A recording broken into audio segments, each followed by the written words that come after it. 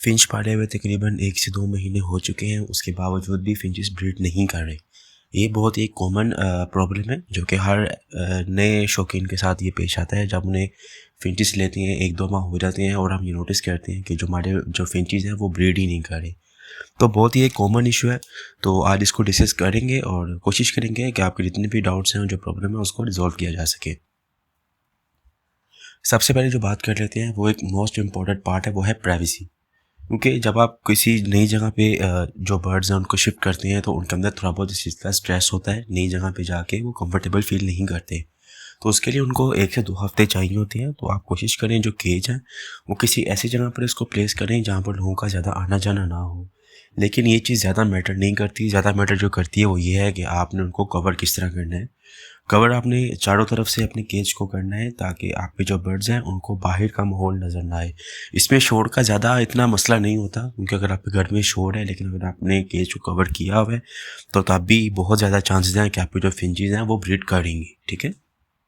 इसके अलावा जो दूसरी मेन चीज़ आ जाती है कि अगर आपने अपनी बर्ड्स को प्राइवेसी भी दी हुई है, उसके बाद भी अगर आपके जो फिंचेस हैं अगर वो ब्रीड नहीं कर रही, तो इसमें एक फैक्टर ये भी हो सकता है कि आपके जो मेल और फीमेल कंफर्म होने चाहिए और दोनों अडल्ट भी होने चाहिए।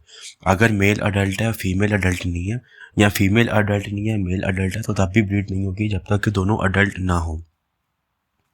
तीसरी बहुत ज़्यादा चीज़ जो इसमें डिपेंड करती है वो ये है कि आप अपनी फिंचेस को खुराक क्या देनी है। सबसे ज़्यादा जो अच्छी खुराक है फिंचेस के लिए, जो फिंचेस ज़्यादा शौक से खाती हैं, वो है बड़ी कंगनी, जो कि आप पिक्चर में भी देख सकते हैं। लेकिन अगर आप इस तरह अफोर्ड नहीं कर सकते, क्योंकि जो बड़ी कंगनी सीड है वो काफ़ी ज़्यादा महंगा है। अभी के बाद मैं बात करूँ तो लाहौर में जो लास्ट टाइम मैंने परचेज़ किया हुआ था 300 रुपये फ़ी किलो। लेकिन अगर आप इन्हें ये प्रोवाइड नहीं कर सकते तो इसके अलावा आप इन्हें सॉफ्ट फूड भी डाल सकते हैं। जैसे कि अगर कोई घर में रोटी के टुकड़े अक्सर बच जाते हैं तो आप उन्हें गर्म पानी में अच्छी तरह से बॉईल कर लें। इतना बॉईल कर लें कि जैसे ही अगर उन्हें अपनी चूंच लगाते हैं तो वो उतना हिस्सा रोटी का अलग हो जाए, पूरी रोटी का टुकड़ा वो उनके मुंह में ना आ रहा हो, क्योंकि इस साइड जो फिंचेस है वो रोटी बहुत ज़्यादा ज़ाया करती हैं। इसके अलावा सॉफ्ट फूड आप इन्हें यूज़ करवाएं। आप इन्हें बॉयल्ड एग यूज़ करवा सकते हैं, बॉइल्ड राइस यूज़ करवा सकते हैं, जो कि आम रूटीन में आपके घर में बनते हैं, और ये भीगी हुई रोटी भी इन्हें दे सकते हैं। इस तरह जो फिंचेस को जो है खुराक अगर आप थोड़ा-सा बदल-बदल के देंगे, तो वो भी इनका जो स्ट्रेस है वो काफ़ी रिलीज़ करती है और आपके जो फिंच है वो माहौल में बहुत जल्दी एडजस्ट हो जाते हैं। तीसरी एक जो मेन चीज़ है कि आप इन्हें मल्टीविटामिन भी प्रोवाइड करें अपने बर्ड्स को। जैसे कि मैं आपको जो सजेस्ट करूँगा वो यही है कि आप इन्हें साइमोस्ट्रेस यूज़ करवाएँ। ये मैंने खुद भी यूज़ किया है, उसके रिज़ल्ट भी काफ़ी अच्छे हैं। साइमोस्ट्रेस के अंदर मल्टीविटामिन शामिल है जो कि आपके बर्ड की वीकनेस को दूर करते हैं, और आपके जो बर्ड के अंदर जितनी जल्दी वीकनेस कम होगी, वो उतनी जल्दी ही ब्रीड करेगा। इसके अलावा मल्टीविटामिन की तो बात होगी, लेकिन अब बात आ गई कैल्शियम की। कैल्शियम के अंदर आप बुकलीफ मेडिसिन भी यूज़ कर सकते हैं, जैसे कि CA-D3 को आप यूज़ कर सकते हैं कैल्शियम के तौर पे। लेकिन अगर आपकी ज़्यादा रेंज नहीं है, तो आप समुंदर की झाग को भी इस्तेमाल कर सकते हैं। मैं आपको रिकमेंड यही करूँगा कि मेडिसिन लेने से बेहतर है आप समुंदर की झाग का इस्तेमाल करें, क्योंकि अगर आप लूज़ पैकिंग के अंदर भी CA-D3 परचेज़ करते हैं, तो आप 1 या 2 साल भी अगर उसे यूज़ करेंगे, वो तब भी आपसे ख़त्म नहीं होगा और एट द एंड वो आपको वेस्ट करना पड़ेगा।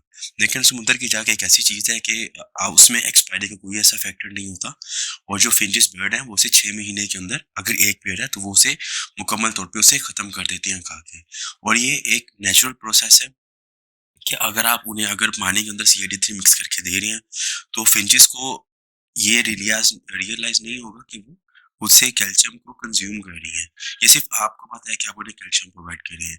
लेकिन जब आप ये चीज़ नोटिस करेंगे कि जैसे ही आप उन्हें कैल्शियम का ब्लॉक प्रोवाइड करेंगे, जैसे कि आप समुद्र की जब उन्हें प्रोवाइड करते हैं, तो वो बहुत ज़्यादा उसे कुतरना शुरू कर देंगे।